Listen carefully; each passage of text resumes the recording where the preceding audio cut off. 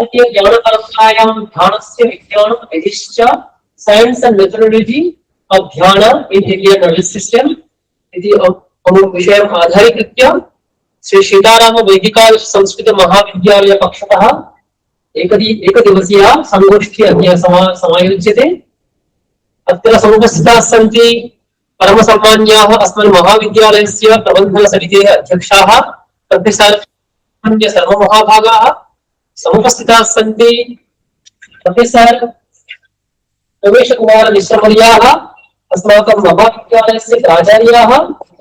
अत्र समुपस्थिताः सन्ति डॉक्टर अंद्रे मुनसिस महाभागा। एताः कलिकता विश्वविद्यालयस्य बुद्धिस्ट स्टडीज बौद्ध विभाग दर्शन विभागस्य अध्यापिका वर्तते। एतासां वयं स्वागतं कुर्मः। अपि च अस्मान् महाविद्यालयस्य प्राचार्याणां स्वागतं कुर्मः। सम्प्रति पुष्पमाल्य प्रदानेन अस्य कार्यक्रमस्य समारम्भः भविष्यति। तदर्थं प्राचार्याः महाभागाः प्रार्थ्यन्ते।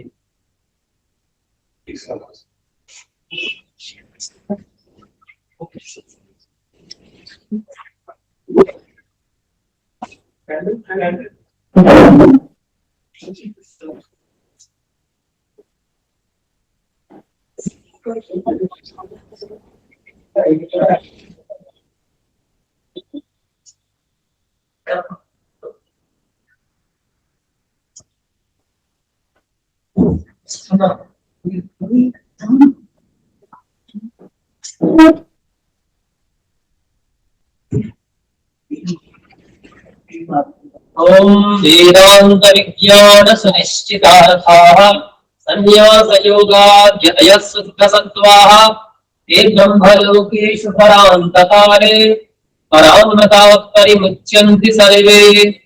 ओम शांति शांति शांतिः।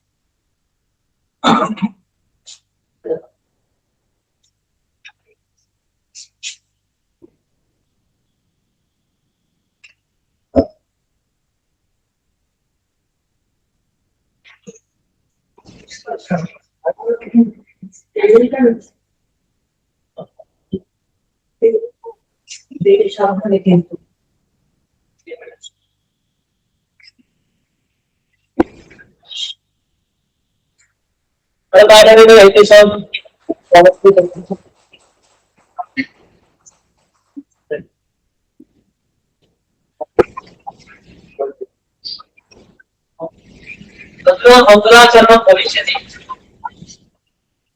एतद् कार्यक्रमस्य आरम्भः भविष्यति।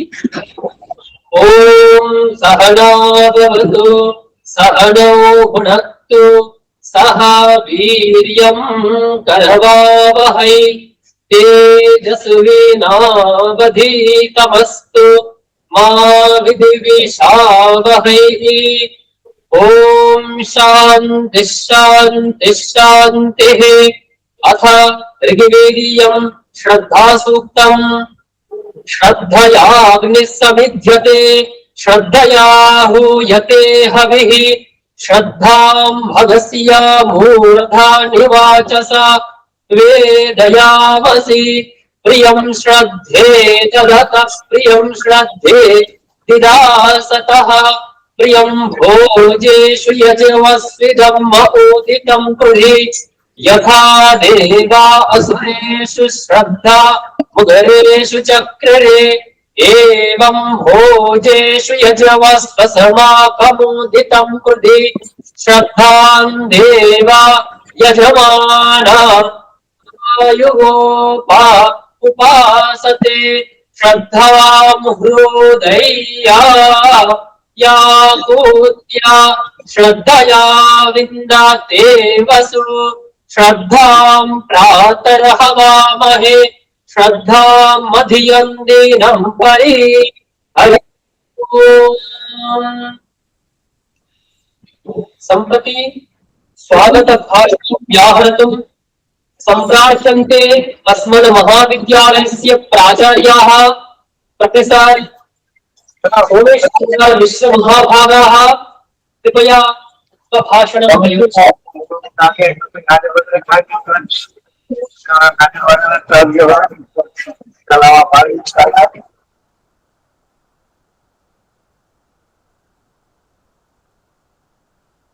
your permission to welcome the delegates and the participants on behalf of Sri Sitaram Vaidic Adarsha Mahavidyalaya and on your behalf. This is a one-day seminar organized by the Mahavidyalaya under the aegis of Central Sanskrit University. The idea behind the seminar was that we could see that very recent past, we could see and notice that one of the very leading university of the country, the students of the university were showing a sort of disrespect for the scriptures, and they had burned the scriptures of our ancient Indian knowledge system. And that really gave me a lot of pain. I could understand that this is basically because of ignorance, because they confessed, in fact, that we don't know what it contains, but certainly it has its bullshit.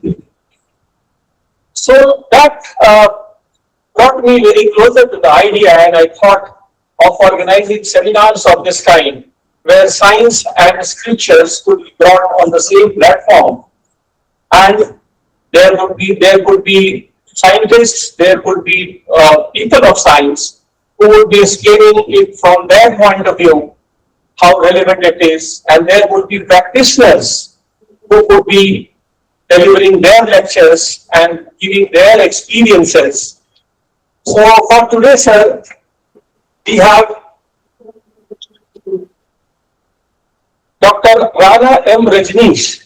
He is Professor, Head of the Department of Surgery, Ram Manohar Lohia Hospital, New Delhi. And he is also better known as Modi ji's doctor, because he is in the team of doctors for the Prime Minister. We have a scholar from Austria, Madam Andrea Lozanis. She has done her PhD from Vienna, and she has worked in France, and now she is here with us, and she would be lecturing from her experience point of view on the topic. We have Avadhesh Kumar Chaube, who would be talking on Vipassana and the practices associated with it. Then we have a Dr. MD, psychiatrist Tarushree Bhattacharya, and he would be talking from the psychosomatic diseases and how Dhyan and Vipassana actually helps in this meditation and all. So with these words, sir, I would request you just to give your Ashirvachan so that we can start the seminar.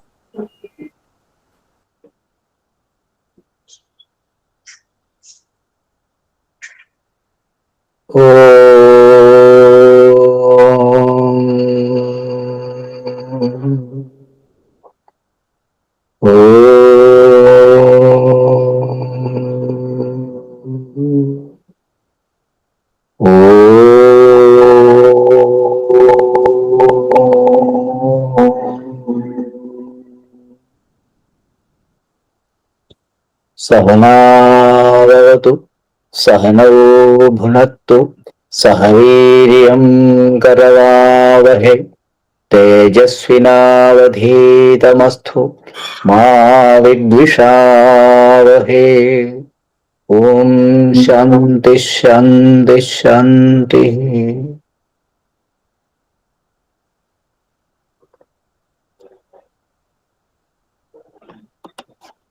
Respected principal,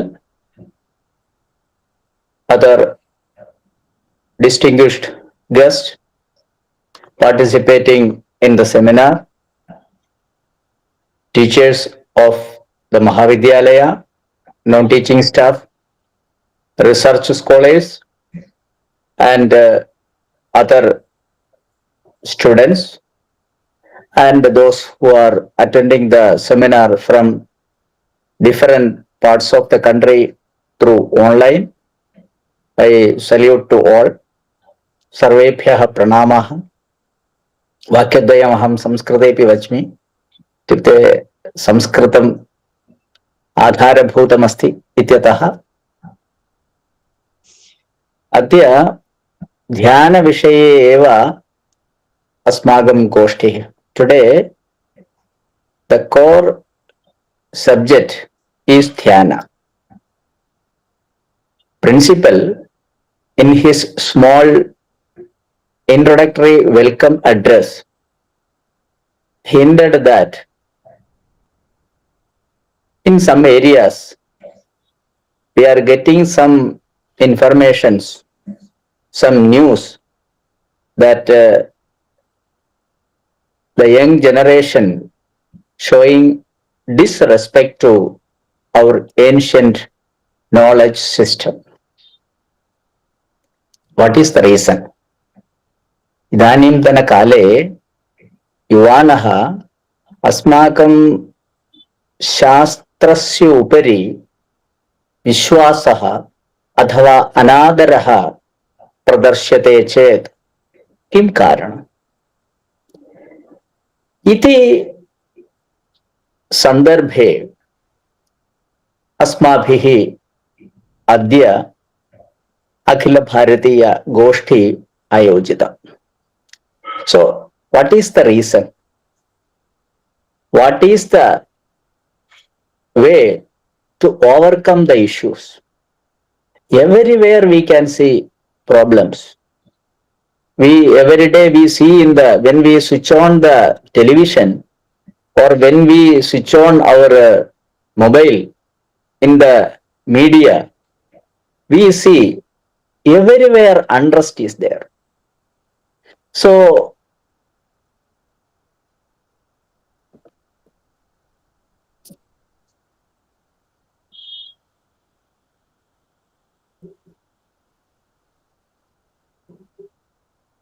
can you hear? Yes. See, so what is the reason? What is the remedy? That we have to see. In our institution also, we have research scholars, we have students, and the students of other universities, other colleges also having some issues. Means they are the part of the society. If in the society there is problem, normally it will affect our young generation also, our students also. अस्माकं छात्राणां कलाशालायां ये छात्राः सन्ति तेषां विद्यालय छात्राणां सर्वेषां कृते उपकाराय अयं विषयः अस्माभिः स्वीकृतः। ध्यान. Actually, in the yoga system, योगः चित्तवृत्तिनिरोधः इति प्रसिद्धं वाक्यं। तत्र अष्टाङ्गयोगे 7 limbs of yoga, यम नियम आसन प्राणायाम प्रत्याहार धारण ध्यान samadhi. The 7th layer we can see, if we go into the deep, go inside, the 7th layer is dhyana. Actually, dhyana, Someshji is a scholar of Buddhism. Now, Buddhism also, in Buddhism also, they are interpreting dhyana. So, in order to overcome the worries, dhyana is a way, marga. I think, am I right? I don't know. Someshji is with us because in the Buddhism, pre-sectarian Buddhism, in combination with several related practices, together in order to lead the status of mind, means together lead the perfect mindfulness and detachment. Dhyana is important, I think, according to Buddhism also. So here, see, the modern doctors also joining today or joined today. See, the actually all the diseases origins in mind. Basically, all the diseases first origins in the mind. Then slowly it will spread to all over the body or located in some part of the body. So mind is to be controlled, under our control. What is the way? So in the Ashtanga Yoga, a track is very scientifically explained how to control mind. In our Bhagavad Gita also, regarding yoga, it is said that Jnanagni sarvakarmani bhasmasat kurute Arjuna. Jnanagniरेव सर्वं नाशयति. इत्युक्ते सर्वं नाशयति इत्युक्ते यत् अनावश्यकं तत् सर्वं नाशयति. ज्ञानप्राप्त्यर्थं ज्ञानप्राप्तिरेव मोक्षस्य कारणम् इति वेदान्तसिद्धान्तः. अत्र शान्ति अस्ति. शान्ति एव शान्तिपाठं कृतवान्. यदि मम भाषणे सर्वदा यत्किमपि वदति चेत् वेदान्ते गच्छति इति दोषः भवतु. इदानीम् अस्माकं विषयः वेदान्तशास्त्रं नास्ति, तथापि गीतायाम् एवम् अन्यदपि अस्ति. न हि ज्ञानेन सदृशम् इत्यपि अस्ति. तर्हि ज्ञानप्राप्त्यर्थं ध्यानस्य आवश्यकता अस्ति. ध्यानस्य आवश्यकता. यदि if your mind is controlled, you can acquire something. If your mind is disturbed,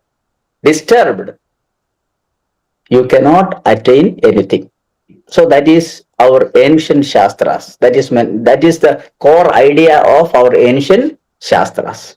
Aiming to this, focusing the youth to pay attention to the area, to avoid the unrest in youth. Wherever there is problem, this dhyana marga will be adopted, followed. That is explaining in our ancient traditional knowledge system, Indian knowledge system. So today, several scholars are attending in the program, especially those who are in the modern science area, medical science. They are also attached to this program. So they have the knowledge of the modern science. Of course, they have the knowledge of our Indian knowledge system also. Such scholars we selected and requested them to attend the program and to deliver their lectures. Anyway, especially our अस्माकं ये शोधछात्राः, मम तु एतदेव मम निवेदनमस्ति. अग्रे यदि कर्तुं शक्यते चेत्, यदा अस्माभिः एतादृशरीत्या संगोष्ठिः चाल्यते, तस्मिन् समये भवतु अध्यक्षरूपेण, चेर् रूपेण विशेषज्ञः भवतु. अस्माकं शोधछात्राणां कृतेपि अग्रे अस्माभिः अवसरः देयः. अस्मिन् विषये रिसर्च् कृत्वा शोधरीत्या तत्र they have to prepare and present some papers. So, okay, today is one day seminar we are organizing. in future also. I don't know our students are presenting paper or not. Yes, sir. So, They are presenting in the parallel session, sir. uh, They will be presenting in the parallel session, sir. yes, yes, yes. That is very important. That is very important. Of course, teachers have to guide them. Teachers have to encourage them. Others will definitely guide them. The experts, the guests, those who are attending the program, definitely they will be guiding them. And uh, of course, anyway, this is starting. This is starting. I take this opportunity to congratulate principal and other teachers of our institution for selecting such a wonderful topic for today's seminar. I also uh, record my heartfelt congratulations and gratitude towards the scholars, those who are joining us in this seminar program, especially the doctors. Of course, we know they are very busy with their schedules, especially in those who are connected in the clinics, hospitals, medical colleges, etc. But they have agreed to be with us for a few moments to share their ideas, to give some ideas about this dhyana to our research scholars and students. I again express our gratitude towards one and all those who are attending the program and those who are delivering their lectures. Especially, I think our all the research scholars and PG students are attending either online or offline this program. I welcome all. I congratulate all. With these words, I inaugurate the program. Thank you all.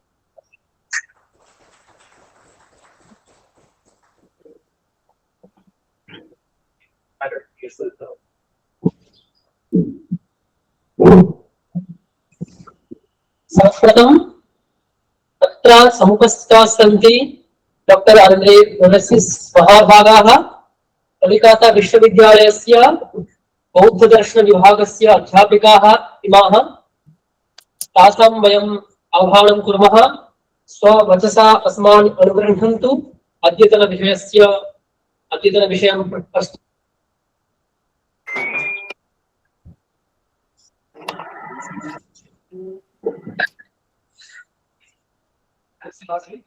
Thank you for this invitation, for this interesting discussion podium. So the subject is dhyana. I will speak from the Buddhist perspective because this is my subject, Buddhist studies. And I would like to give you an overview of the different meditation practices in the Buddhist dhyanas, and give you, apart from the overview, also some insights. So I hope the understood by you. First of all, we have spoken of dhyana as such. Dhyana is the fifth of the paramitas, what we call also the accomplishments or the perfections, but in all Sanskrit scholars, I don't need to explain that. So the first, I don't have anything to show. I mean, this was too short notice, this invitation. So it's just my speaking. So the first paramita, if you don't know, is the dana, meaning positive, the giving, the perfection of giving. The second is virya, meaning the energy, the stamina you bring into your practice. The third is kshanti, meaning patience. And the fourth is, and then there is dhyana, meaning meditation, and the prajna paramita. meaning the perfection of, whether we translate prajna as wisdom or insight, this is a very important differentiation to understand in the course of your own meditation experience and practice. From the word prajna, you are, as your Sanskrit scholars, you understand pra and the root jna. And then we also have jnana. Jnana has the root again in the beginning and the terminative of na. But there is a subtle differentiation which is very important to understand. When we speak of prajna, it is the perfection of jna, whatever you want to translate it as knowledge or insight. It's a perfection or a superior insight, also you may say. That implies that there is a process of accomplishment, of perfection, while jnana is something which is inherent. It is a knowledge which is, actually that jnana merits to be called, to be translated as wisdom, inherent wisdom. So one should be a bit careful with these terms, prajna and jnana. Now, as Buddhism has, of course, from Lord Buddha, Shakyamuni emerged from in India itself, and is based on the ancient wisdom of the Vedas and the Upanishads, certainly. And in that respect, historically, we have to see the personality of Shakyamuni in his time frame also. He lived at the time of we may say, the post-Upanishad period. And in that period, the discussions on Brahma and Atma and joining Brahma and so on, that was very much the topic for all debates. And there were endless discussions on it to define Brahma and this and that. And but Shakyamuni, he was Shakyamuni, before he attained the Buddhahood, he was very well versed in all that. He studied all different systems, including Nyaya and whatever, and also the yoga systems and the meditation techniques. But he was, in his approach to moksha, he was not interested in this argumentative approach of the Pandits, because he thought that will not help to understand the basic thing which he had gained when, you know, the story of Lord Buddha before his enlightenment is the Prince Siddhartha, that he left the palace and at one time, and then he was faced with this fundamental facts of life. You know, he was confronted with disease and old age and death, and then also somebody who meditates. So that had such an impression on him that he was interested, and so much that he was interested not to in search of what the joining is Atma with Brahma, but what is the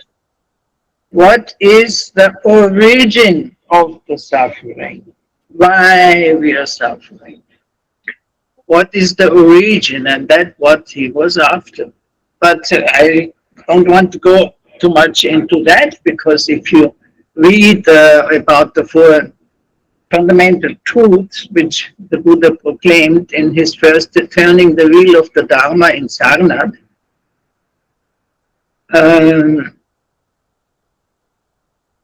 this is a point after having attained this enlightenment, full enlightenment, and he became a Buddha.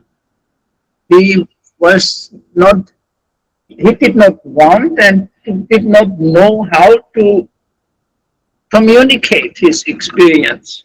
So we know that he walked for days there in Uruvela, and then he was urged by Indra himself and Brahma to communicate his experience to the world.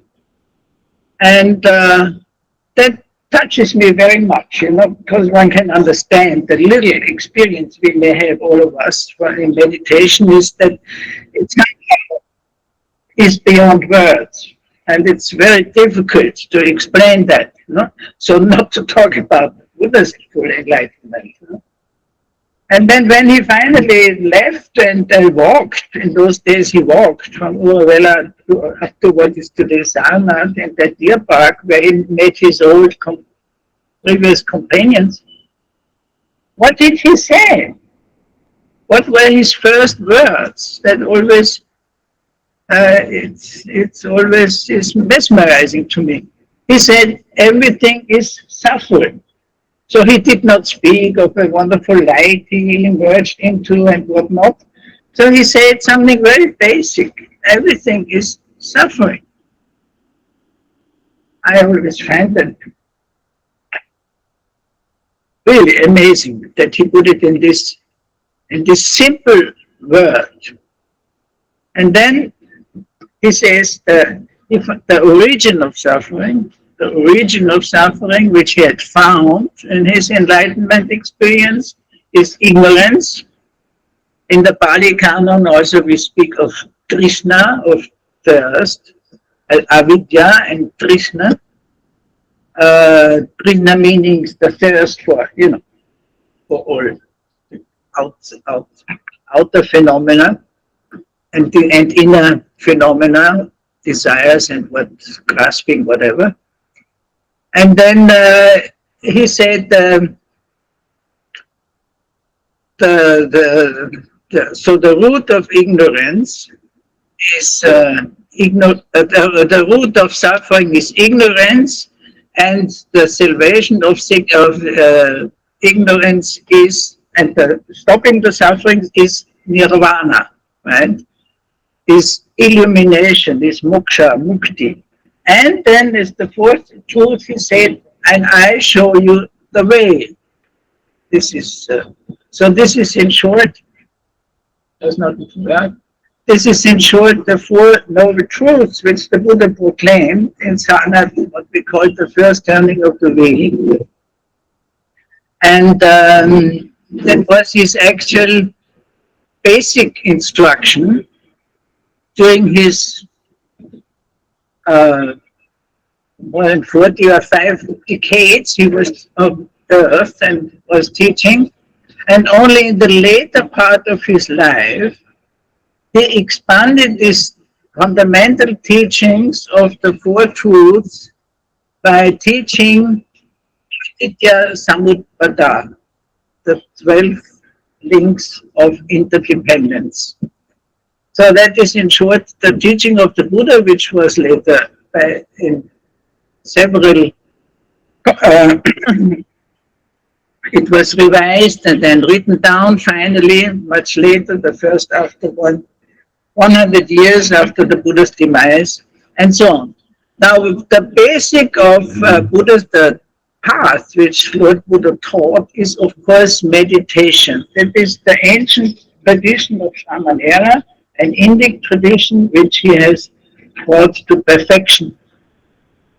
Now, in the course of the later centuries, when the teachings of the Buddha became canonized and all that, we can now speak of 3 different approaches to enlightenment, or 3 different jnanas also they are called. One is what we call Hinayana. Nowadays, this is not anymore respectful enough. Now we have to say Theravada. but in the Tibetan tradition it is still called Hinayana and Mahayana and Vajrayana, the tantric path. So I will not go into the philosophical differences in these yanas because we are talking about meditation.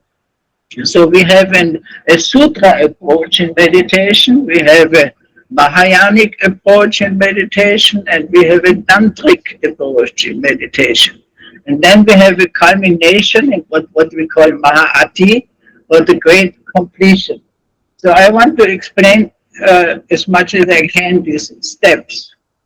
Now, number one is, what is meditation for? Can you give me some answers? What do you think why meditation is the essential practice in the Indic traditions? What for? Calms your mind, okay? Then something else? It helps you to concentrate, to focus, okay? Some chapters or some objects. Concentrate about some chapters or Yeah, but this is the technique. But what it is, why do we contemplate? active knowledge and so concentration and mental peace. Now, that also should be very clear, right? Or whatever you say is not false, correct.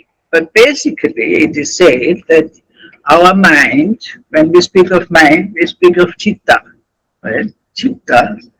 Chitta is again, we cannot really point it out. Not the Buddhas of the past, not the present and the future have ever pointed out and said it is this. It's never, right? So it is like the sky, endless, and you cannot even express it, So anyway, but this is our actual nature. Our actual nature is this natural state of the mind, which is like the sky. We can only give examples, like the sky, like the mirror, whatnot.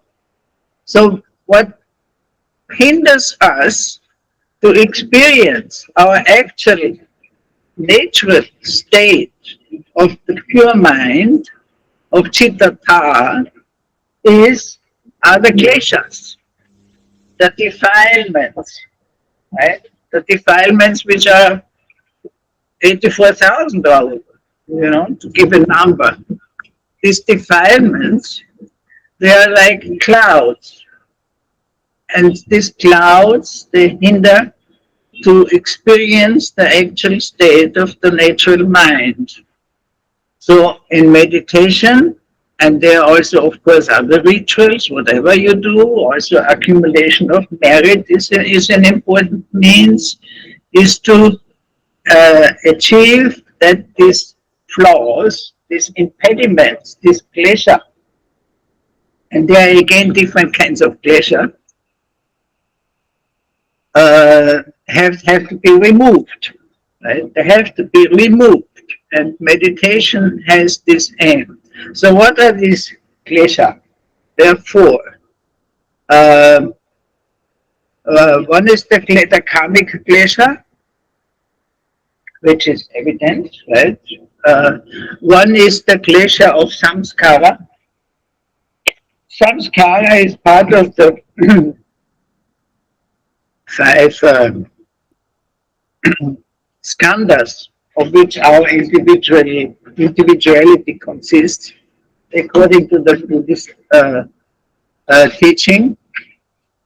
So, and then we have this klesha, which is very subtle klesha, defilement, which again is experienced only in meditation, where you still have this, of course, we have our consciousness, right? We have our consciousness. And there is also the klesha of the consciousness, because that consciousness from that has this tendency to recognize, right? This recognition of in meditation, right? That is a subtle defilement also. So it is said. So when in all these different yanas which have developed different approaches to uh, attain moksha via the teachings of the Lord Buddha, we start with something very simple, and is the basis of all. That is samatha. Samatha, as you said correctly, is for calming the mind. That's essential, right? Particularly in our age, now everybody is. I mean, with this nonsense gadgets, I mean, everybody is so overloaded with information and distraction. It's all distraction, no? Which hinders us to experience our actual calm nature of the mind. So we start with samatha, and the samatha is the foundation of all meditation practices, isn't it? Not only Buddhism. So there are several ways, of course, to do that. If you want to, that I tell you some of these simple ways, if you probably know that. But first of all, we start with um, you may focusing the mind also either on an object, which is easier, and if you're more skilled, then you can do it without an object. And I found it useful when you are, of course, you have to have the right meditation posture. You don't have to go into that because this is what we also call the Vaidic posture. Important is that your spine is absolutely straight. Well, the following reason is when you are straight, then your brain can move in your body correctly, which are being distorted. So that is the link between body and mind, the brain, no? Because you're breathing. So that is very important that you sit straight. And then you may use as an object, it can be a candle, it can be anything. It can be a statue, an image, but important is that I found it helpful that you see yourself as a base, right? You're correct like that. And then the object of concentration, it goes like that. It's like a triangle. Right? And you are like the fast of light, that goes on that. That helps you when you have this idea to focus, that helps you that to control disturbing thoughts, which obviously come up. Right? You cannot stop it, and you also should not stop it. So the initial practice of the samatha is very easy, that you do that you internally you count also, and that you are without thought of without any distracting thoughts, that you just concentrate, right? Other techniques are that you concentrate on your breathing in and out, your nose. That's another technique. It all works. So then you don't do much. You keep it just for a few minutes, not even. And you have to be very honest. The important thing is in meditation that you don't cheat yourself. So it's very easy, to cheat. So you just internally you count and try not to be distracted. As soon as a distracting thoughts comes up, which happens, obviously. And then you start again from number 1. And if you reach 10, you're quite good. You're quite good. And you take breaks in between. Few minutes, you take a break, then again. In this way you train your mind. You have to train the mind. So that is the first step. Right? But then you, after some time, I don't speak of 1 hour. No, I speak of short intervals. And then when you feel comfortable and stable enough, you can try to do it without an object, just in the space. You practice in this way. And never take too long, it's tiring. So this is samatha. As I say, there are several ways of doing that, and either the breathing in and out, again, just natural breathing, or you concentrate on an object or without an object. So that you have to master. This is number one. You can do that in form of a retreat, in a group, or you do that yourself, whatever it is, unless you have this capacity to focus and to keep your mind calm without distraction, you cannot go ahead. Right? Because the next step is vipassana, the clear side. Professor Chobi will speak about that, but just to call it short, is vipassana is a different experience where you're on the basis of your capacity to focus and your calm mind. The next step is to experience all your inner and outer surroundings. Right? It's like, if I give an example, when samatha is a practice where you concentrate on an object, right? Whatever it is. Vipassana is more where you concentrate on the space around the object. The space is which takes this object. So this is a different, it's a more developed way of practicing. And then, whatever, this all you may do under the instruction of a master, of course, of a guru, that would be helpful. But when you go then further, right, another step. So in our tantric tradition, which are all based on, on samatha and vipassana, we have further several steps. So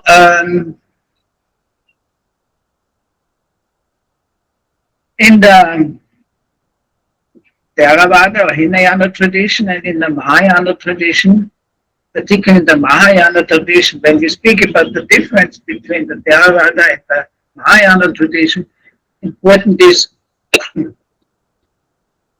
right, I'll speak a little bit out of the context, is that the difference is that in the Hinayana tradition we only concentrate on the historical Buddha Shakyamuni, while in Mahayana developed about the first century BC, approximately, right?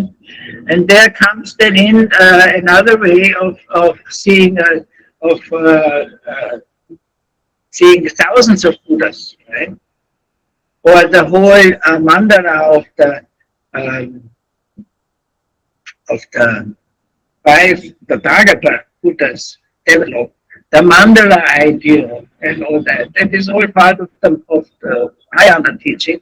And the core of it, of course, is the Tathagata Dharma. That comes in concept which where it says that the innate, this is our innate Buddha nature, which each and every sentient being has. And this innate Buddha nature has to be revealed, or it has to be practiced. How do you practice this? There are these many ways. And it says that practice is important. Why? Because it is like, um, what is the example? When you have milk, right? You have to churn the milk in order to get butter. In the same way, you have to train your mind, to get out all the impurities and get to the actual core, to the essence of it, which of course is empty. Now, uh, by way of samatha and vipassana, what one comes to an experience where you should get a glimpse of shunyata. Okay? Shunyata, and that is, you may say, the, the entrance path, or whatever you may call it, in order to get into tantric practice. Unless you have these basic ideas, this basic experience of shunyata in your meditation practice, you cannot proceed. Right? Because the Tantric Vajrayana offers so many different methods in order to achieve within one lifetime enlightenment. So unless you have this really a sort of foundation of the experience of shunyata, you cannot deal with it because you get lost in all this, pantheon of deities and these sadhanas with complicated uh, uh, rising yoga where you create with your mind all these pure fields with different deities and so on, out of the emptiness, out of the state of emptiness, which again with skillful means like mantra and mudra and so on, again you dissolve at the end into shunyata. So what does that mean and why do you have that? It's because one practices that all this outer uh, phenomenal world, what we call this outer dharma, and the inner dharmas, which are all our emotions and feelings and so on, and our thoughts, our pleasures, which I have explained, and the outer perception of the world actually is nothing than an illusion. Right? This is also an ancient Indian concept that everything is Maya, or also Lila. Right? And there's no essence, there's no concrete essence you can hold on to. The same applies to your individual idea of a self. Right? In Buddhism, we don't speak of the self, because it's just the accumulation of these five skandhas, and there's no essence, there's nothing concrete. It's asamskrita. Everything else is samskrita, but this is asamskrita. So these are important terms. So when I wanted to give you some other, but maybe this is not even necessary. We have now, so that means I don't want to speak in details about Tantra unless you really want to hear something about it. But what is important is that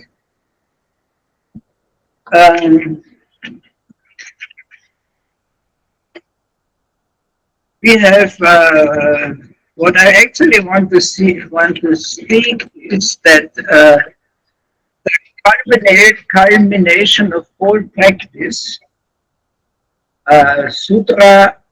Sutrayana, Tantrayana, the summit is what we call Mahamudra, or according to another tradition, Mahati. That means great completion, Ati, or Mahamudra, great seal, sometimes they translate like that. And that goes back to the That is a development which took place at the time of the Paras and the Mahasiddhas. That means we are now in the, let's say, the first tantras we may say is dated 4th century AD, the Guya Samaja Tantra, for instance. There's the Vajra Tantra, they were the earliest, right, which we have in scripture. Right? And 16th century. And then at the highlight, it was the 8th century. That was the time when in India, particularly in the Magadha Empire, this Mahavidyalaya were established, these Mahaviharas, these great monastic universities like Nalanda, Gramashila, Udantapuri, and whatnot. And so they already in the syllabus of these monastic colleges where not only Buddhism was taught, but all Vedic knowledge and whatnot, everything was taught there. And but also the tantric scriptures were then taught at the university level, at these Mahavihara levels.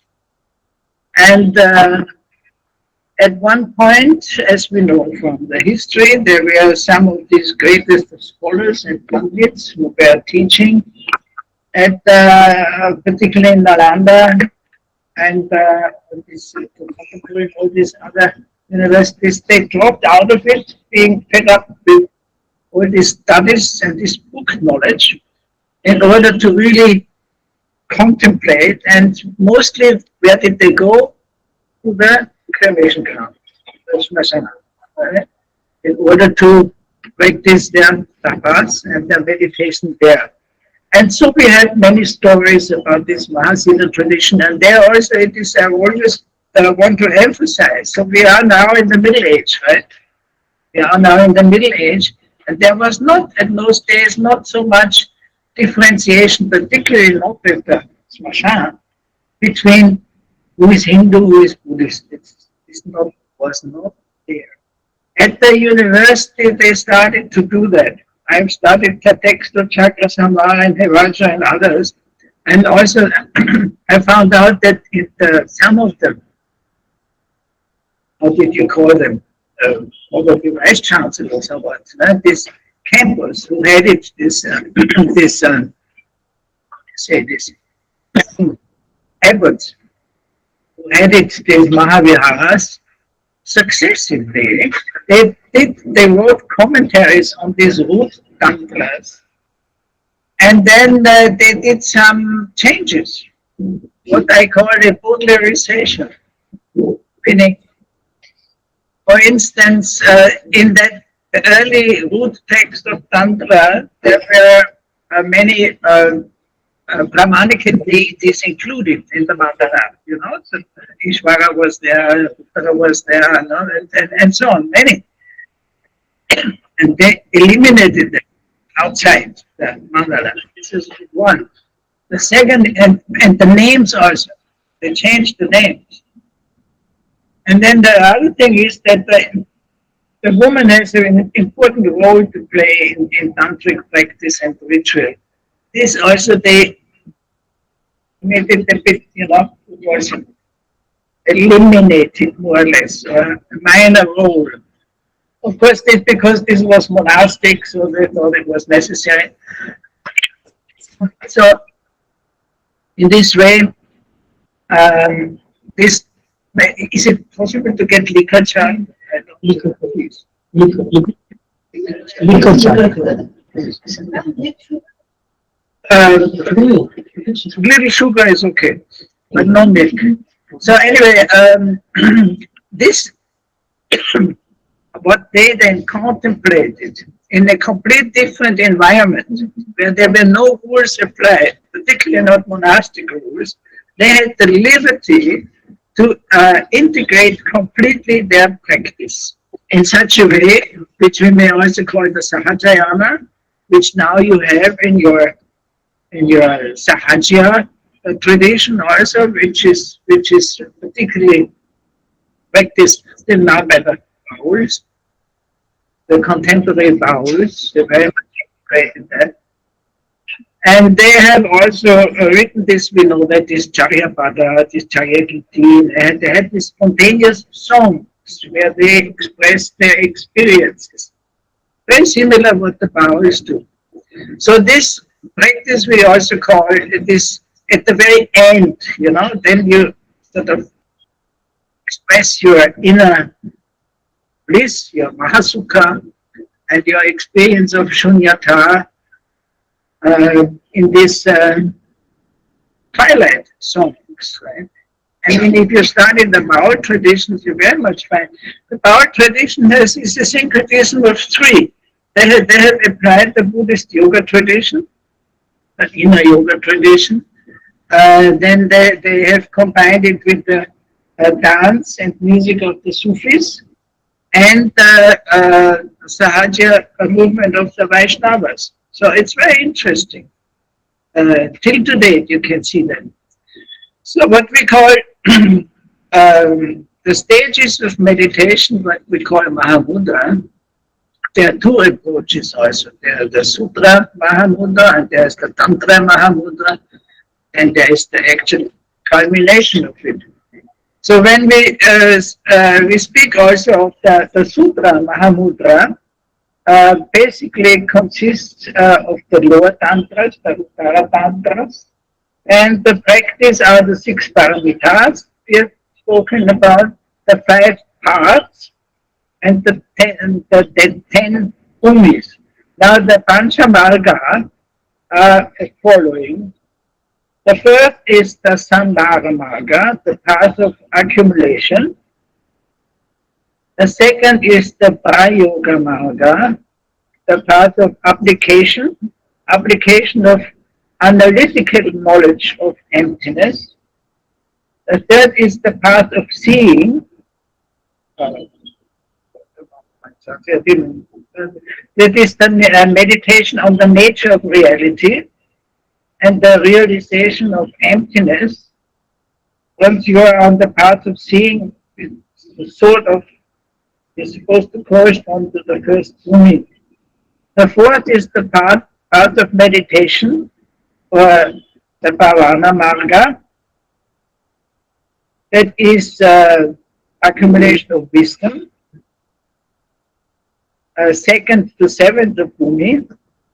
And the fifth is the Asaika Marga, the path of non-meditation and complete purification. That's the 8th to the 10th umi. Now, this is in short, the practice according to the Sutra Mahamudra. In the Tantra Mahamudra, we have all these practices, the deity yoga and so on. Where one sees oneself as the deity, one does this visualization.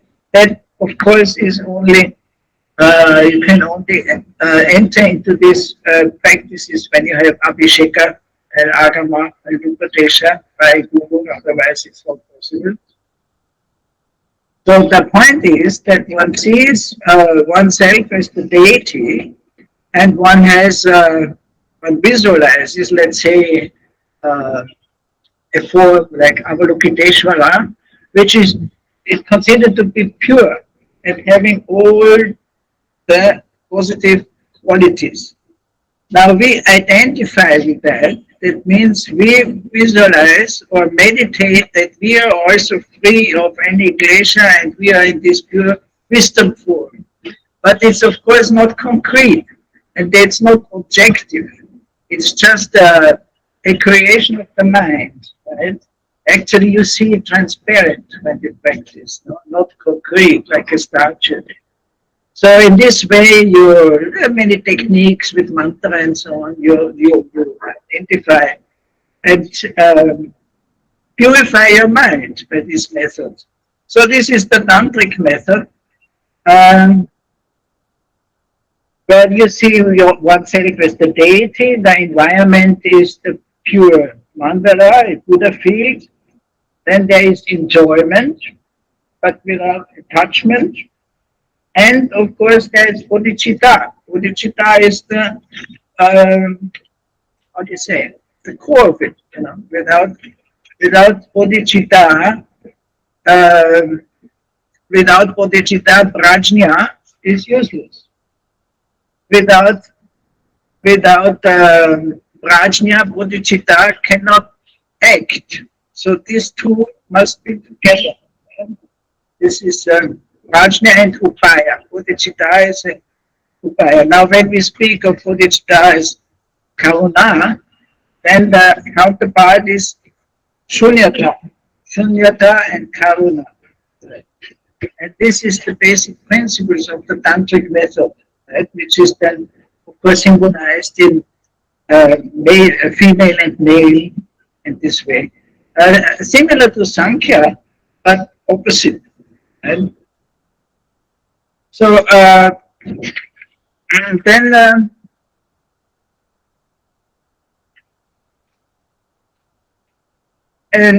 now, as for the four yogas of Mahamudra,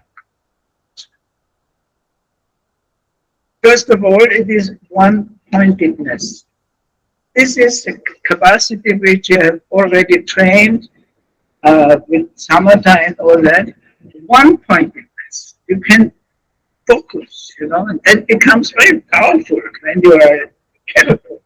You can, destroy solid matter, like the Mahasiddhas used to do. Then there is also a simplicity, it's a simplicity of elaboration.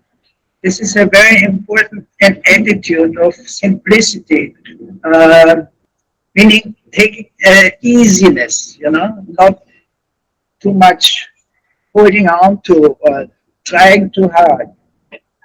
And then there is also the experience of the yoga of one taste. One taste. One taste means you don't differentiate between good and bad, and ugly and beautiful. That's this ekanas. It's very important because the aim is, in speaking in Buddhist terms, is to see and to experience the unity of samsara and nirvana. This one is Samriti Satya and one is Parama Satya, right? When we speak philosophically. One is relative and one is absolute. But actually there is not really a limit, that this is one side, this is the other side. So in your experience, that has to merge into one taste. So that is the way of the sahaja. So then, so the essence of Mahamudra, of this Mahamudra practice it's not really a practice, because it's not that you sit down and say, now I do Mahamudra and there's a beginning at the end. No, it's a way of, integrating your training of the mind into everyday life. That means, first of all, looking directly at the nature of the mind. Looking directly at the nature of the mind. For that, actually, in our tradition, and I've studied with, was so lucky, in my generation, I studied with the most wonderful enlightened masters. They are very rare to find nowadays, but I was so lucky. That you get an introduction into the nature of the mind. That is done by the guru, your sadguru. That means that actually we are not able to experience the actual nature of our mind because of our greed, our ignorance, our klesha. So, but it's very easy. It's so simple. We say also it's like you cannot see your eyebrows unless you take a mirror. It's so close to your eyes. It's so close. And when you get this introduction into the nature of the mind by the proper guru,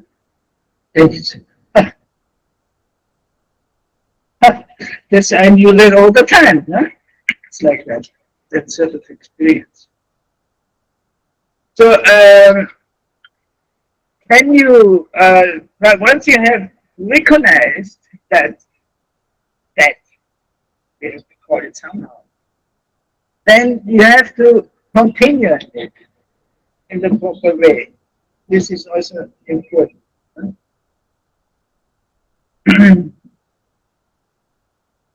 So then, in this realization, then each phenomenon, outer and inner, stands as a proclamation of the inseparability of the form and emptiness. So this to see form as emptiness is form, as it is explained in the Heart Sutra. That's why the Heart Sutra, if ever you have the chance to study that in your curriculum, it is absolutely wonderful because it's short and and it's very direct. I like to read it again and again in Sanskrit because it's so beautiful in Sanskrit. So this form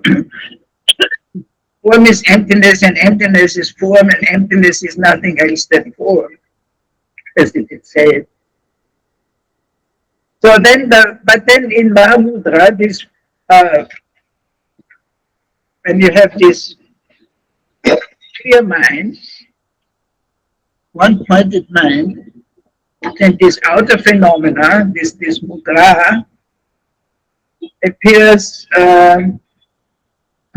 in this form aspect, appears very vividly, brilliant. No? It has a certain brilliance to it. No? When you are really looking at it, without looking at it, but being aware of it. No? This naked awareness, we call it, that makes appear all outer phenomena in a beautiful light, right? And that gives you an inner experience of sukha or asukha. Absolutely blissful. And that's what the Mahasiddhas sing about this experience. So each and every phenomenon is stamped and sealed with this luminous reality of itself. That ordinary perception that we usually have, ordinary perception always has a concept in mind. It's always related to our five senses, to our memory, to our experience. In this way, we act in an ordinary way, right? Like everybody does. Huh? So this experience of Mahamudra is a further step in the experience of emptiness, which was taught in the second turning of the wheel of the Dharma. That happened at Vaidik in Rajgir. So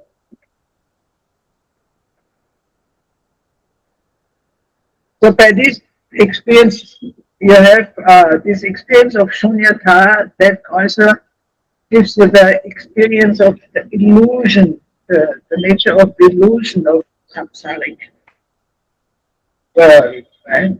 So this is the way. Now, for instance, in the Zen meditation, in sitting meditation with the Japanese tradition, if you ever have the chance to practice that, I would advise that. It's a good experience. In Bodh Gaya, in the Japanese temple, they often have short sessions. There is always a sense of registrar. Now, that's what I said before. There's always something to record the experience of emptiness.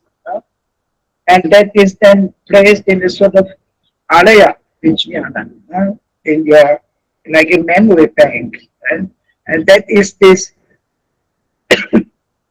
that there's a subtle difference in the experience. It's a faint stain. in the very sense of this non-duality experience. It's very subtle and it's very transparent. And in Shunya, when you speak in Shunyata, we can't help it, no? Because we are in this body, we have this mind. This recognition is there, this subtle staying there. But that is called, in Mahabuddha, we call it adornment. It's decoration, which is a nice symbolism. To see that not as a flaw, but as an adornment. No? Unnecessary, but let it be that way. No? But it fades with the time. It's an adornment, but with the time it fades. No? And in this way, one gets stressed actually what we cannot speak about. No? In essence, we can say that the foundation of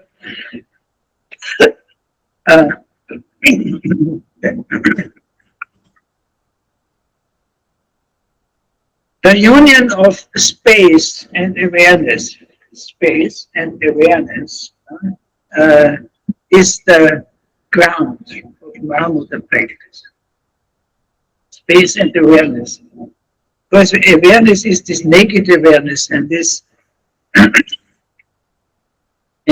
awareness in each and every moment, which as already the Buddha has explained in the fourth noble truth, where he taught the eightfold path. The eightfold path, if you study it, it's nothing else than absolute naked awareness in each and every moment.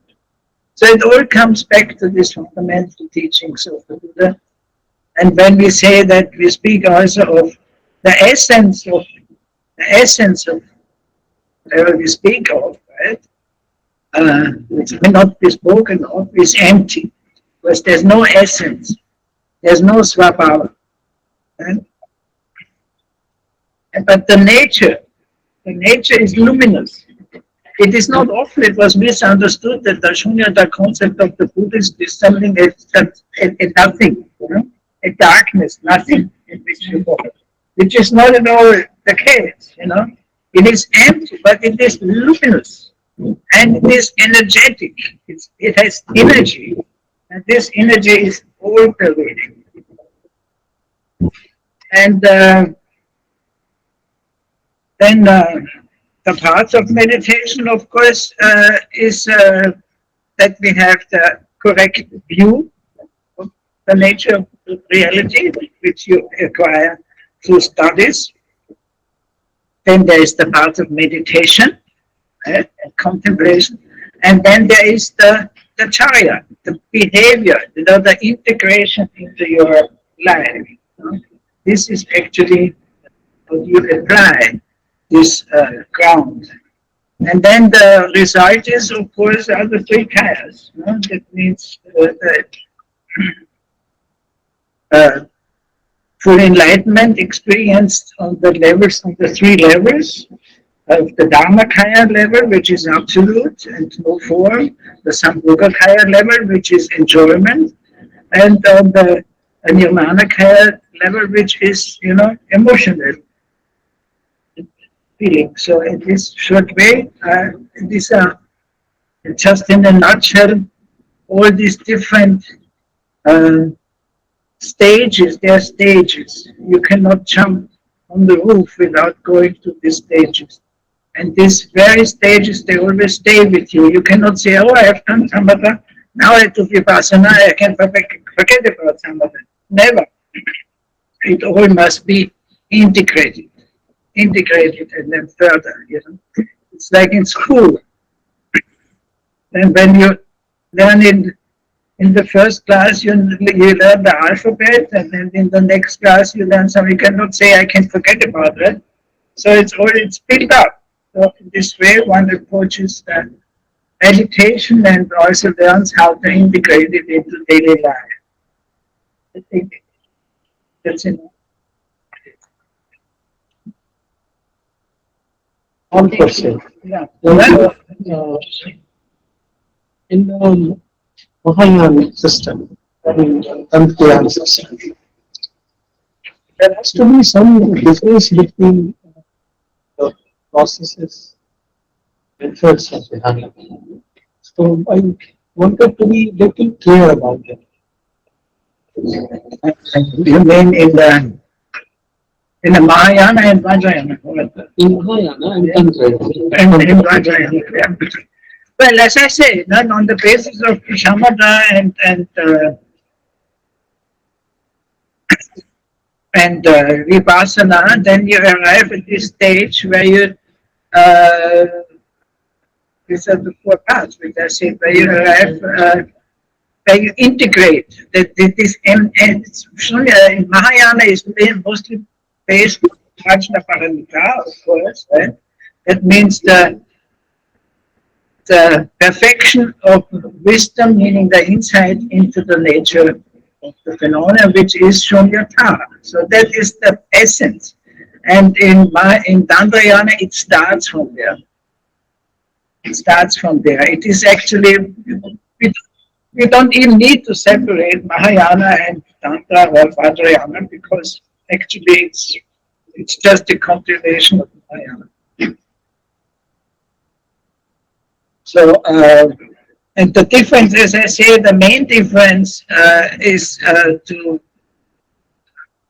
Hinayana or Theravada is this idea that they only accept the word of the Buddha and of the historical Buddha. While in the Mahayana, we have all these many sutras which also go beyond that, you know, and in Tantra certainly. And so this is one differentiation. Then also the aim when you take IQs, not Sitaram, Kacham, and so on. In Theravada, they only take it till the end of the life. But in Mahayana, it's till enlightenment. So it is, that's why we call it Mahayana. It is just Vaidic.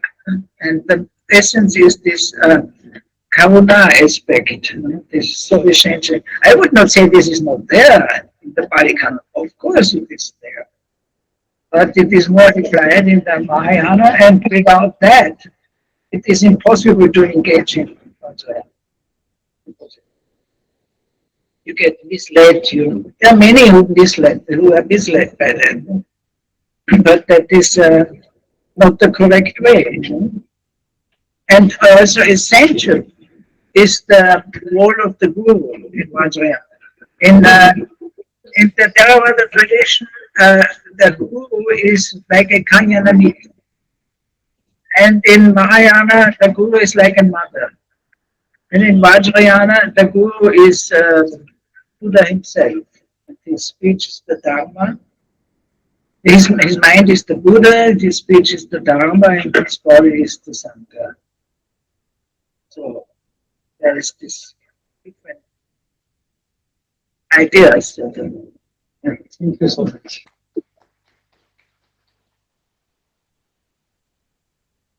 They were helpful. Thanks to Dr. Rosaris for sharing her experience with us. I believe that this will obviously enrich us and will be a guidance for all of us towards the path of infinity or our moksha. And now I would like to request our respected principal sir on behalf of our college to facilitate Dr. Rosaris with a flower bouquet and shawl and coconut fire.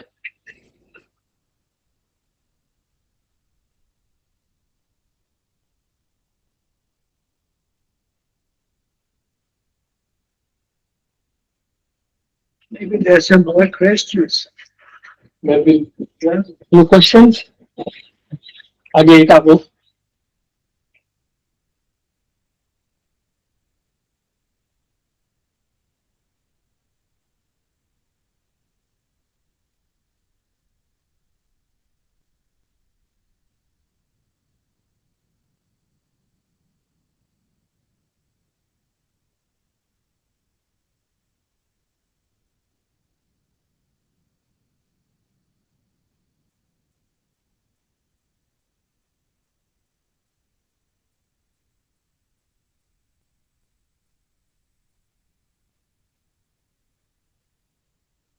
Join कर दो।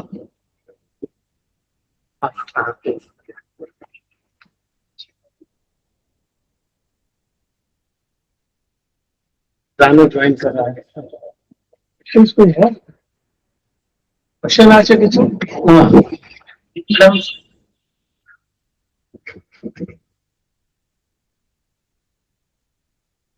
Doctor Rana join कर लिए ना?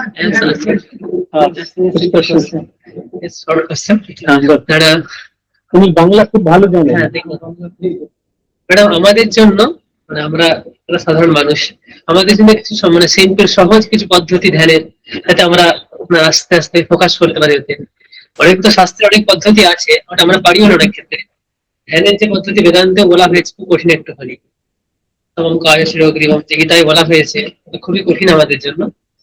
কিছু simple process যাতে আমরা ওখানে আগাতে পারি ওটাতে। He is assistant professor in Vedanta. Okay. Well, I did not quite finish every word because my Bengali is more, it's not academic. He wants to know some simple process that people, I mean, like him can follow, or beginners can follow. Okay. Okay. If you are a Vedantist, what I spoke about is very similar to Advaita Vedanta. So, number one. And then the simple base is that I said, that whatever, I don't know if you do any meditation practice or not. Do you? Yes, concentrating someone every day and japa and yes. You do? Yes. In your Because our mind is not concentrating in some cases. train the mind. This is the essence of all. You have to tame the mind, also, the Buddha says. You have to control it. So for that, particularly in the beginning, it is necessary that you do your practice, your formal practice, right? And your chapa and all that. But then slowly, you have to. Important is also that one does not get so fixed on practice. Says, oh, now it's time, I need to see. Then you feel guilty, and all that sort of. This is not necessary. There is often a lot of pressure in the community, in the Sangha, sometimes also from the teachers. They say, you must practice, practice, practice. Now, when I was in that stage, but when I was young. And of course, I wanted to achieve enlightenment fast. So I put a lot of pressure on myself also. So that is a normal development in the beginning, right? It's good. You should have this energy also, this commitment to practice. But at the same time, just let it be. I can tell you when I first met my guru, the 16th Karma Karmapa, Buddha himself in Sikkim, I was coming and I had already started to do preliminary meditation and this and that. I felt so guilty. So I said to him, oh, I'm not a good practitioner. I'm not doing enough and this and that. He said, sometimes the best is to do nothing. So it makes it very light. You have to approach practice in an easy way. Not as an obligation or a strive, Actually, there's nothing to attain, isn't it? Going that way. But you continue there, thing. Why? Actually, we are concentrating when we are fallen into some problems. So we are thinking that where we do dhyana, but this is not the dhyana.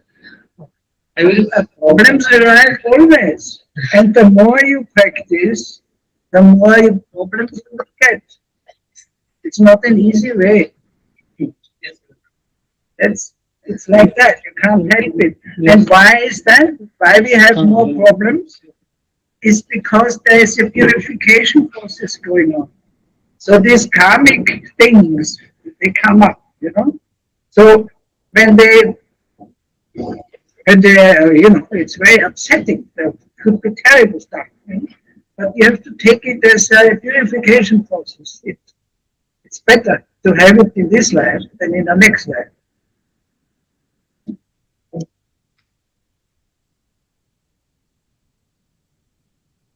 इस session में हमारे बीच doctor Ram Manohar Lohia hospital New Delhi के department of surgery के professor doctor Rana and Rajnish ji उपस्थित हैं। हम उनका हार्दिक स्वागत करते हैं और हम प्राचार्य जी से निवेदन करेंगे कि थोड़ा इनका इंट्रोडक्शन देते हुए ये बड़े सौभाग्य की बात है कि आज हम लोगों को ये अवसर मिला है। डॉक्टर राणा का परिचय सिर्फ एक सर्जन के रूप में नहीं है, इनकी रुचि भारतीय ज्ञान परंपरा में बहुत है और इनकी दक्षता भी प्रगाढ़ है। और इनको हम लोग जो इनके भाग्यशाली हैं, जो इनके करीबी हैं, इनको हम लोग मोदी जी के डॉक्टर के नाम से जानते हैं, क्योंकि ये हमारे प्रधानमंत्री के चिकित्सक हुआ करते हैं। इनसे अनुरोध करूंगा कि ये क्योंकि असल में हमारे दर्शन को हम लोगों ने देखा, आप उस समय व्यस्त थे कहीं अपने हॉस्पिटल में, हम लोगों ने देखा कि भारतीय ज्ञान परंपरा की पुस्तक को दिल्ली के ही एक विश्वविद्यालय, बहुत नाम किए हुए विश्वविद्यालय में बच्चों ने जला दिया और कहा कि ये फालतू है। तो ये बेसिकली ये अज्ञानता के कारण होता है। आज एज ऑफ रीजन है, विज्ञान का काल है, बिना वैज्ञानिक तथ्य के लोग मानने को तैयार नहीं होते हैं। तो आपसे अनुरोध हम लोग ये करेंगे कि कुछ वैज्ञानिक आधार पे आप एक हम लोगों का कुछ ज्ञान बढ़ाएं और इससे हम लोग सभी लाभान्वित हों। धन्यवाद प्रोफेसर डॉक्टर सोमेश मिश्रा जी। हम आपके आभारी हैं कि आपने अपने संस्थान से मुझे जोड़ा और ये मौका दिया मुझे। और सभी बंधुओं को मेरी ओर से नमस्कार। और आपके संस्थान श्री सीताराम वैदिक आदर्श संस्कृत महाविद्यालय को शत शत नमन। सारे कर्मचारियों को, सारे फैकल्टीज को और सारे लोगों को मेरी ओर से हार्दिक शुभकामनाएं। सोमेश जी बड़े ज्ञानी आदमी हैं, बड़े काबिल आदमी हैं और इनका सानिध्य हमको मिलता रहता है। जब कभी हम लोग मुसीबत में होते हैं तो सोमेश बाबू मार्गदर्शन देते हैं। तो इस बार में उन्होंने ही मार्गदर्शन दिया और बताया कि एक टॉपिक, एक विशेष विषय पे बोला जाए और कुछ इस पे प्रकाश डाला जाए। So I'm very thankful to you, Dr. Sumesh, and all the staffs of Sri Sitaram Vaidic Adarsh Sanskrit Vidyalaya, Mahavidyalaya. So first of all, I'd like to highlight on this Dhyan. What is Dhyan? Meditation. Meditation और ध्यान एक ही चीज है, पर के एक हिंदी में और एक इंग्लिश में। तो ध्यान का अर्थ मन को एकाग्र कर किसी एक विषय, विचार या ईश्वर पर केंद्रित करना है। इस वक्त, मौजूदा समय में, इस वक्त आप हमारी ओर मुखातिब हैं, हमारी ओर देख रहे हैं, बात कर रहे हैं, सुन रहे हैं, तो आपका ध्यान मेरी ओर केंद्रित है। तन, मन और ध्यान से आप हमें सुन रहे हैं, ये भी एकाग्रता को प्रदर्शित करता है, बताता है कि आप एकाग्र हैं। और ध्यान अष्ट योग का 7वां अध्याय है।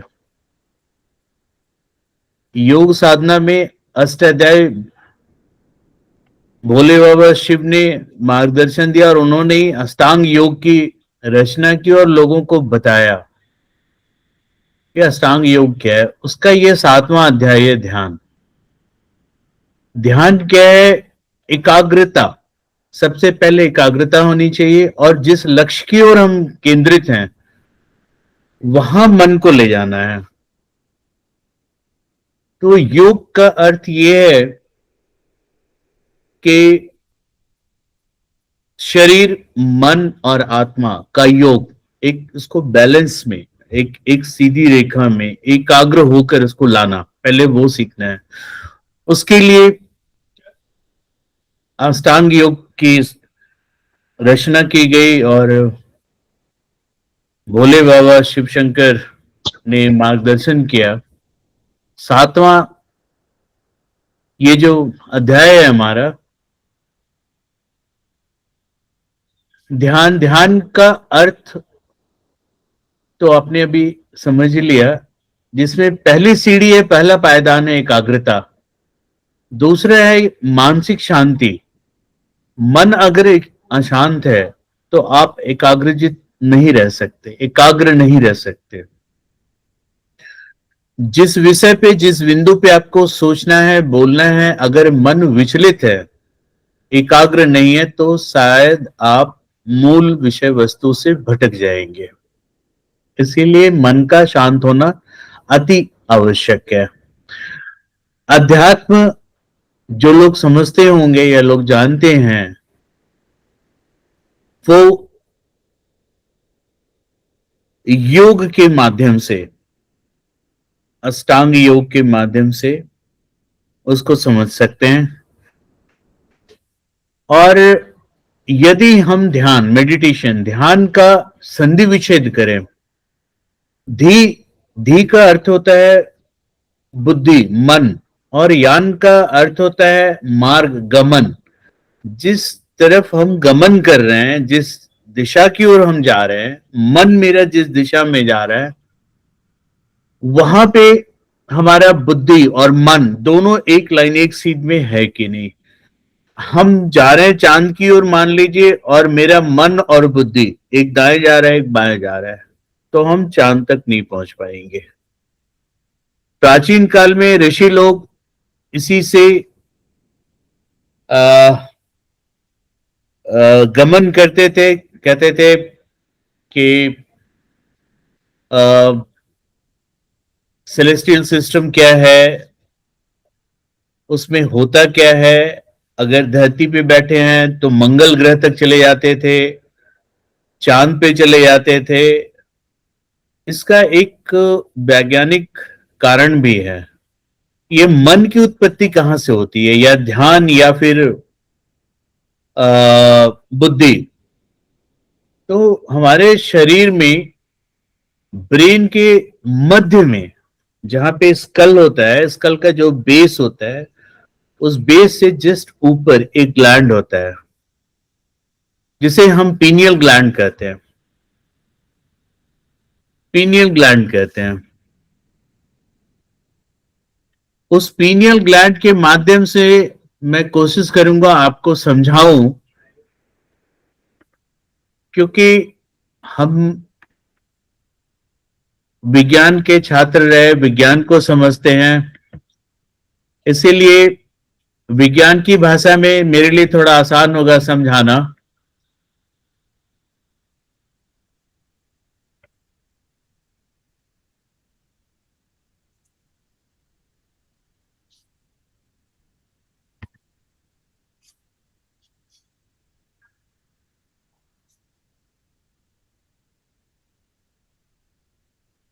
पहले है ना, एक छोटा सा ये स्लाइड है, एक बार इस पे ध्यान दिया जाए।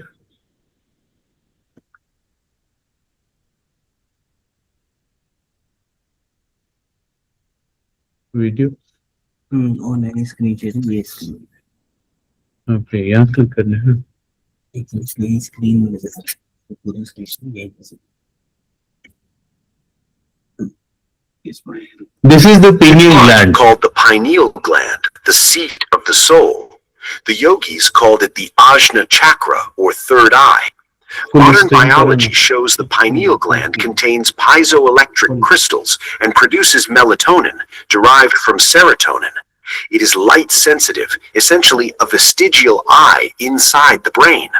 When activated, perhaps through DMT release during deep meditation, it allows for visions, confirming the ancient claim that this organ is the gateway to higher dimensions. So this is the pineal gland. Just I wanted to show you, this is the main gland which secretes hormones, serotonin and melatonin.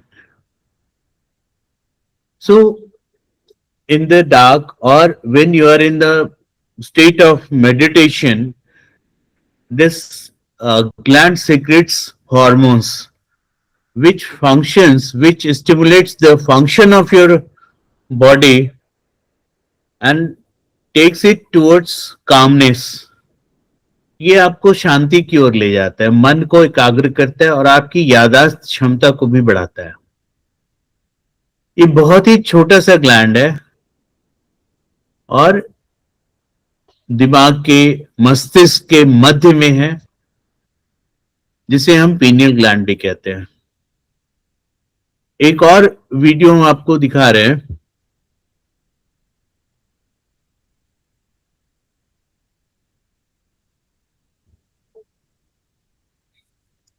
आज्ञा चक्र तीसरी आंख भ्रू मध्य में स्थित होता है. प्राचीन रेखा चित्रों में इसे मस्तिष्क की गहराई में स्थित पीनियल ग्रंथि से सीधे जुड़ा हुआ दिखाया गया है. देकार्त ने पीनियल ग्रंथि को आत्मा का निवास स्थान कहा था. जैविक रूप से ये ग्रंथि मेलाटोनिन, नींद और चक्रों का नियमन और अल्प मात्रा में डीएमटी उत्पन्न करती है, जो जन्म, मृत्यु और गहन ध्यान के समय मुक्त होने वाला एक शक्तिशाली चेतना परिवर्तक यौगिक है. प्राचीन सभ्यताओं में पीनियल ग्रंथि को चीड़ के शंकु या पाइन कोन के रूप में दर्शाया गया है. ध्यान के माध्यम से आज्ञा चक्र को सक्रिय करना अनिवार्य रूप से इस ग्रंथि को उन तंत्रिका रसायनों को मुक्त करने के लिए उत्तेजित करता है जो बोध को बदल देते हैं. इससे साधक प्रकाश या उच्च आयामों को अनुभव करने में सक्षम होता है. ये आध्यात्मिक दृष्टि के लिए एक जैविक प्रणाली है.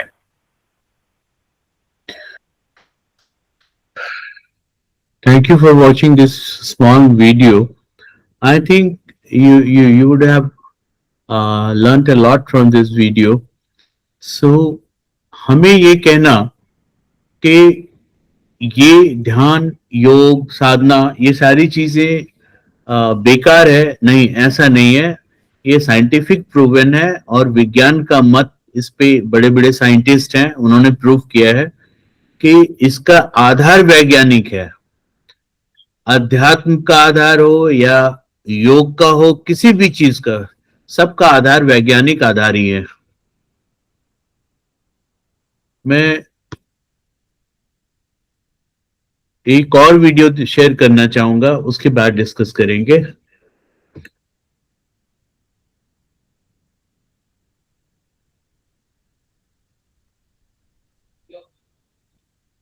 The third eye or pineal gland is venerated universally.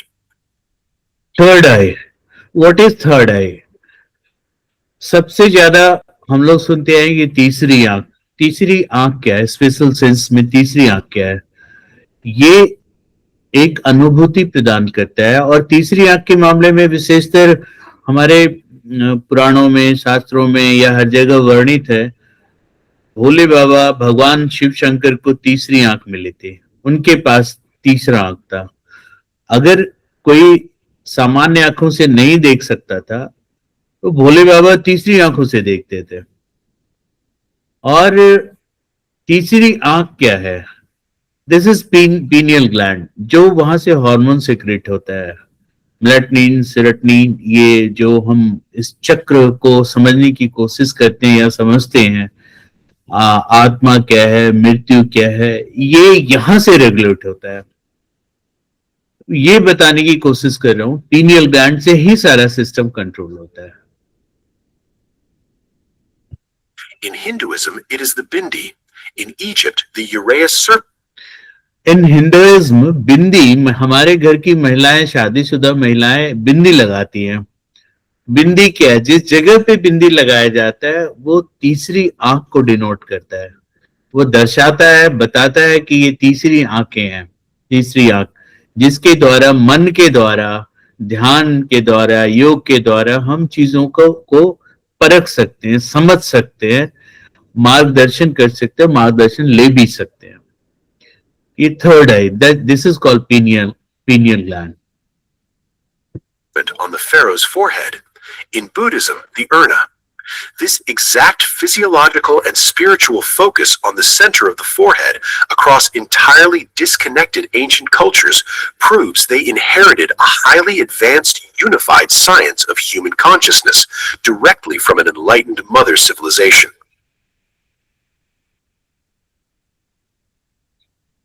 इसमें जिसको ऑडियंस से कनेक्ट करो ना, ऑडियंस से कनेक्ट करो, किससे हॉल में कनेक्ट करो ना, कहाँ पे हमारा कनेक्टेड है तो आना चाहिए ना फेस टू फेस।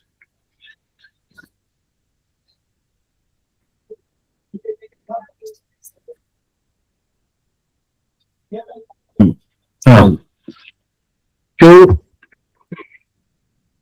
ये प्रमाण है, वैज्ञानिक प्रमाण है कि हम चीजों को समझते हैं, या कोई बात ऐसी है जो हम दूर तक पहुंचाना चाहते हैं, हजारों किलोमीटर बैठे हुए हैं सोमेश बाबू, और इस तक हमारी विचारधारा पहुंचनी है, तो वो जो मेडिटेशन योगा का जो हम सहारा लेते हैं, मेडिटेशन ध्यान करते हैं, मन को, तन को और आत्मा को एकाग्रचित कर एक लाइन में अलाइनमेंट होता है, अलाइनमेंट करके हम अगर सुमेश बाबू को कुछ कहना चाहते हैं तो संभव है, हम कह सकते हैं, वो चाहे तो हमें भी कह सकते हैं, बट इन दिनों ये संभव नहीं है। हमारे पुराने ऋषि लोग इसी का उपयोग करते थे, पीनियल ग्लैंड को एक्टिवेट करते थे, तो ये एक्टिवेट भी मेडिटेशन से ही होता है।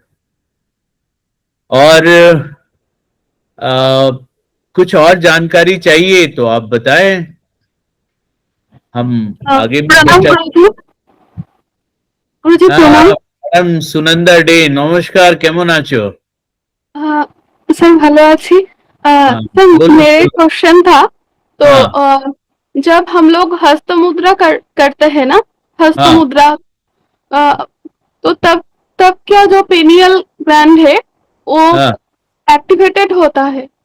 पेनियल ग्लैंड को हस्त मुद्रा के करने के टाइम में भी उसका एक्शन क्या होता है? जितनी भी मुद्राएं हैं वो सब वहां से रिलेटेड है, पीनियल ग्लैंड से। आप जो भी मुद्रा धारण करते हैं या जो आप बताना चाहते हैं, जो आप कहना चाहते हैं, आप जब activate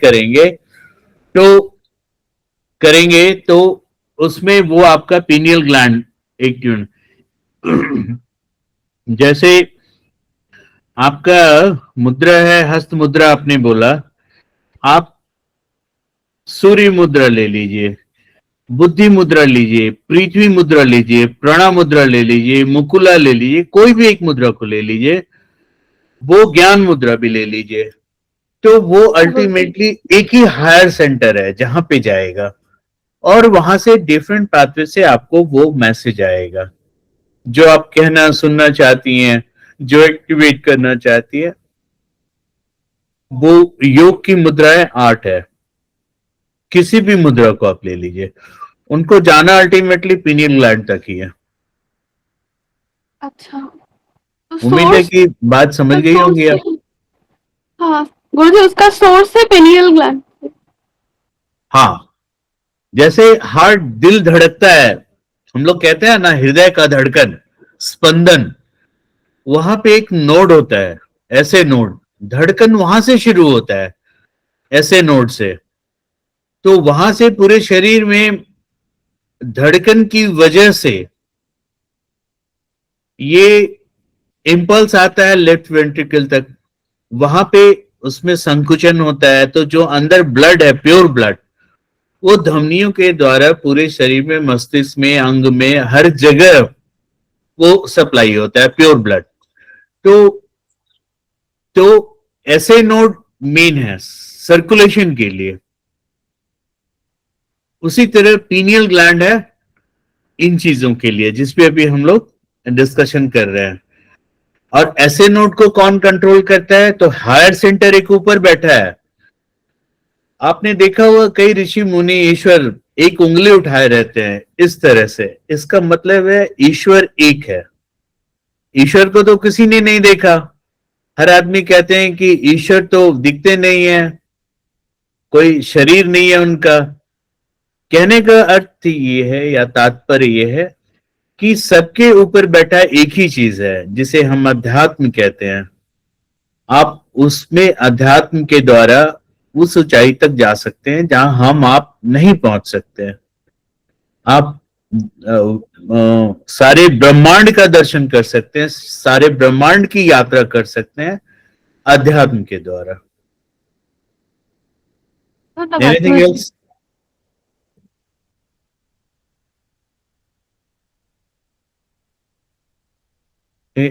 Anybody?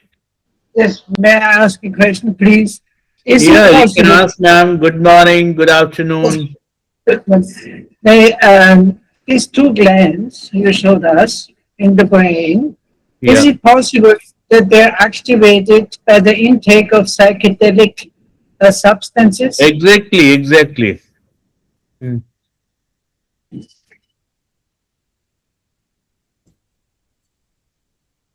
I beg your pardons. Psychedelic? Substances. Yeah, Drugs. substances. Yeah. Like what? One serotonin, melatonin, and another DMT. It's Yeah. DMT.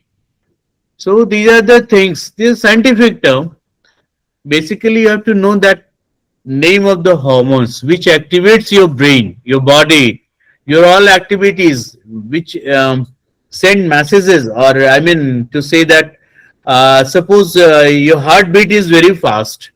This is also related to some sort of message or nerve conduction or hormonal activation. Suppose you are taking very fast, you are breathing very fast. It means there is some sort of hormonal dysfunction or any neurological function, disrupted neurological function. That is why it hampers your or interrupts your common physiological function of the body. Mishra ji, doctor Mishra ji, जी हाँ बताया जाए आपके लिए क्या आदेश है। और ये बड़ा अच्छा रहा, हम लोगों को ये समझने में थोड़ी आसानी हुई। ये हाँ। पीनियल ग्लैंड, जिस ग्लैंड को शायद नाम तो हम लोग सुनते थे, हाँ। मगर इससे पूरी तरह परिचित नहीं थे। हाँ हाँ और ये कि उन ग्लैंड्स तक कोई औषधि पहुंच सकती है, जैसे वो मेलाटोनिन का आपने बताया कि उसका प्रेमदास को। गोली हाँ होती है, हाँ हाँ तो या सेरोटोनिन की भी गोली होती होगी। हाँ बिल्कुल। जी, जो दो बेसिक चीजें ये निकालती हैं। Melatonin serotonin in fact convert melatonin में होता है, मेलाटोनिन का मेलोसेट गोली होता है। बट ये सब हम ऑनलाइन नहीं बताएंगे, पता चला सब लोग दवाइयां लेना शुरू कर रहे हैं। So I can not suggest, please. नहीं तो हम मेरे लिए, हम बाकी जनता के लिए नहीं कह रहे हैं। मुझे लगता है कि अब ध्यान में नहीं कर सकूं तो मैं सेरोटोनिन की गोली ले लूंगा मैं। नहीं, ऐसा नहीं करना है। देखिए, ध्यान तो एक ऐसी जगह चीज है ना कि आप कहीं बैठे हैं, फ्लाइट में बैठे हैं, रास्ते में कहीं भी ध्यान लगा सकते हैं। जैसे आप गाना गा रहे हैं, मान लीजिए फॉर एग्जाम्पल कोई भी गाना जो आपका पसंदीदा गाना है और उसको पूरे लय सुर में गाना चाह रहे हैं, तो जो आप गाना गा रहे हैं, एक्ट ऑफ सिंगिंग, ये ध्यान ही तो और क्या है। आप हमें सुन रहे हैं, हम आपकी ओर एकाग्रचित है, आपको सुन रहे हैं, ये ध्यान ही तो है। उसकी अवस्थाएं अलग अलग हो सकती है, लेकिन मुख्यतः ये ध्यान ही है। ये 7वां अध्याय है अष्टांग योग का। यही मैं कहना चाहता हूँ। ये अब एक क्वेश्चन रह गया है प्रेमदा दास का। Nowadays we are so busy with our hectic lifestyle. So is there any easy and short process to boost our brain power? Very important and very valid questions. Priyambada जी, आपने बहुत अच्छा मुद्दा उठाया और बहुत अच्छा क्वेश्चन भी किया आपने। लाइफ स्टाइल में इतना ज्यादा बिजी है, एंजाइटी स्ट्रेस, एंजाइटी से स्ट्रेस, स्ट्रेस से फिर इंसोम्निया, इंसोम्निया से कहते हैं नींद नहीं आना, या कई तरह की और बीमारी, बीपी हाई हो जाता है, शुगर बढ़ जाता है। तो उसको बेस्ट है बिना किसी मेडिसिन के मैनेज करना स्ट्रेस एंजाइटी को, कि योगा मेडिटेशन। मेडिटेशन 7वां स्तर है इसका, अष्टांग योग का 7वां स्तर है, 7वां अध्याय है। इस पर अगर आप प्रैक्टिस करें, मेहनत करें, तो काफी कुछ कम हो जाएगा। उम्मीद है प्रियंका जी हमारे जवाब से आप खुश होंगे। Are you satisfied with my answer miss Priyambada Das? यहीं बैठी है, इधर इधर आ जाओ, इधर आ जाओ, यहाँ आ जाओ। Priyanka ji, do you have any query? You can ask any question. Sir एक क्वेरी है कि जो कि हेलो प्रियंका जी। हाँ सर, मैं यही खड़ा हूँ और एक क्वेरी है कि कभी कभी हमारा ट्रेनर भी कहता है कि yoga is the best, but sometime we do practice gym. Gym means not so much weight training. Gym means our leg train, our muscle train, and it also increase our leg power and other things power. Like, and gynecologists and other doctors also say that only meditation and yoga is not enough. Sometimes, especially women, should train their legs and make their leg more stronger.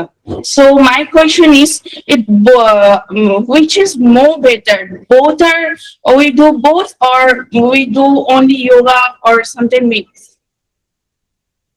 Okay, I can explain you in a very simple way. It's very easy to understand and very easy to opt it. So आप खाना खाते हो, whenever you take some rice or chapati and all, so do you take I mean uh, liquid, some sort of liquid first, or you straightway you go to your main food? Some, sir, I take some sip of a sip of water or sometimes something liquid like dal. Then I Sometimes you start take with salad and main food. lunch. Similarly, life is also that kind of, I mean, practices or that kind of your routine life. So first you start your exercise in the morning. That will enhance your function of the body. That will enhance your body's function, like heart rate, respiration, everything, isn't it? आपकी धड़कनों को बढ़ा देता है exercise, सांस को बढ़ा देता है। अब वो बड़े बड़े हुए सांस और धड़कन को हमें कंट्रोल करना है, तो कैसे करना है? फिर मेडिटेशन। आप वहीं बैठ जाए, थोड़ी देर मेडिटेशन योगा करें, तो धीरे धीरे काम डाउन योरसेल्फ, जस्ट धीरे धीरे धीरे धीरे धड़कन योगा। उसके लिए कोई मेडिसिन, धड़कन के लिए सांस जो फूल रहा है उसके लिए कोई दवाई लेने की जरूरत नहीं। Just meditation yoga, just you lie down on the floor और सांस को खींचना है, रोकना है, धीरे धीरे धीरे धीरे 7 तक काउंट करना है, फिर सांस को 7 तक रोकना है, फिर सांस को 8 तक खींचना है, 1 2 3 4, फिर होल्ड करना है, फिर धीरे धीरे ऐसे करके you will after some time, after 5 or 6 minutes you will find yourself in a very comfortable position. बहुत आराम महसूस होगा और आपका ब्रीदिंग कंट्रोल पे हो जाएगा, हार्ट पाल्पिटेशन सारा कंट्रोल हो जाएगा। ये अब मेडिटेशन योगा से है। अब आप बताएं डाइट। आपने एक्सरसाइज कर लिया, आपने मेडिटेशन कर लिया, अब डाइट के लिए हमको, डाइट में अब आप जो सात्विक खाना है उसको ऑप्ट करें, उसको चुने आप, जिसमें कि बॉडी का जो फंक्शन है एसिडिक ना हो, बॉडी का जो पीएच है एसिडिक में ना जाए, तो हमारा अल्कलाइन रहे बॉडी का, पूरे बॉडी का जो हमारा पीएच है अल्कलाइन। बॉडी को कौन कौन सा आइटम खाने का है जो अल्कलाइन रखता है? जैसे कद्दू है, आई मीन हिंदी में कद्दू हमारे यहाँ कहते हैं, आपके यहाँ I don't know, God, you know better, लाव लाव हाँ, लाव, हाँ, कद्दू है, कदीमा है, जिसे सीताफल भी कहते हैं, तोरी है।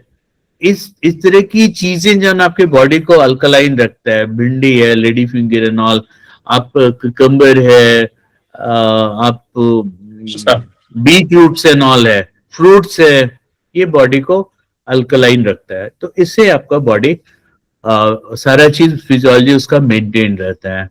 तो हम सिर्फ एक्सरसाइज करके अपने बॉडी को फिट नहीं रख सकते, सिर्फ योगा करके नहीं कर रख सकते, उसके साथ डाइट भी होता है।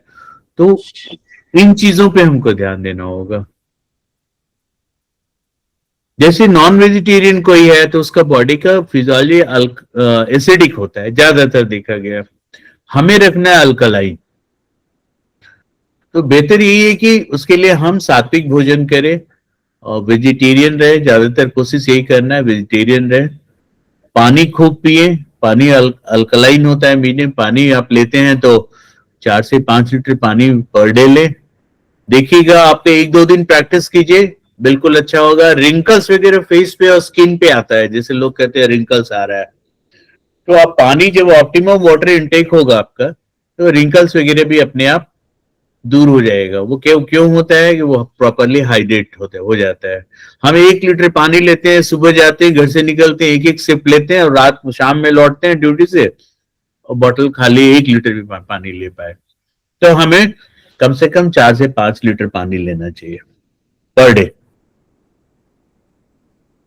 Any question from anybody? Thank you sir. Thank you also. बहुत बहुत धन्यवाद सर। और अब हम लोग को समझ में आ रहा है कि इंडियन नॉलेज सिस्टम पर जो इतना भारतीय सरकार थी जो इतना जोर दे रही है, उसके कारण में कोई हमारे जैसे फिलोसफर्स नहीं है, वो शायद आप जैसे डॉक्टर्स हैं जिन लोगों ने प्रेरित किया है। आपका बहुत बहुत धन्यवाद और हम लोग बहुत लाभान्वित हुए और भविष्य में उम्मीद करेंगे कि आपका सानिध्य हम लोगों को मिलेगा। बहुत बहुत धन्यवाद। आपको भी बहुत बहुत धन्यवाद कि आपने मुझे मौका दिया और इतने अच्छे अच्छे लोगों से मिलवाया, इंटरेक्ट करने का मौका दिया। बहुत बहुत धन्यवाद। नमस्कार।